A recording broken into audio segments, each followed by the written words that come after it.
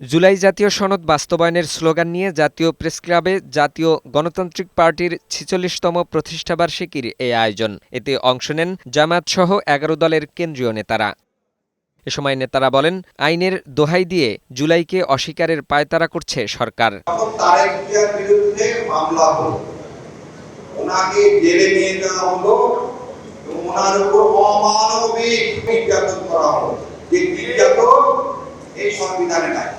ইতিহাস থেকে কেউ শিক্ষা গ্রহণ করে না। সেই জুলাইকে ভিত্তি করে আপনারা আজকে এমপি মন্ত্রী সেই জুলাইকে অস্বীকার করলে বাংলাদেশের মানুষ ২৪-এর মতো আর একটা গণ অভ্যুত্থান করবে।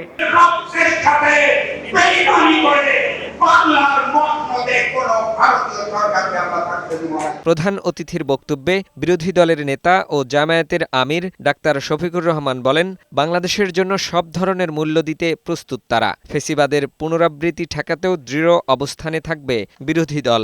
এই প্রজন্ম যথাযথভাবে ফ্যাসিবাদের বিরুদ্ধে এখনো তাদের অবস্থান স্পষ্ট। আমরা তাদের সাথে আছি, তারাও আমাদের সাথে আছে। আমরা আপনাদেরকে কথা দিচ্ছি, প্রিয় বাংলাদেশে রক্তমূল্য, জীবন মূল্য, জেল মূল্য, যত মূল্য দিতে হয় ফ্যাসিবাদকে আর আমরা পিছিয়ে আসতে দিব না ইনশাআল্লাহ। বিরোধী দলীয় নেতা বলেন, গণভোটের রায় বাস্তবায়নের অঙ্গীকার রক্ষার জন্য আবার জনগণের কাছেই যাবেন তারা। এ সময় সরকারের জ্বালানি নীতি ও বর্তমান রাজনৈতিক পরিস্থিতির তীব্র সমালোচনাও করেন তিনি। এই লড়াইয়ে সবাইকে আপামর জনতাকে আমি শরীক হওয়ার জন্য আহ্বান জানাচ্ছি, কারণ লড়াইটা জনগণের জন্য, আমাদের জন্য না।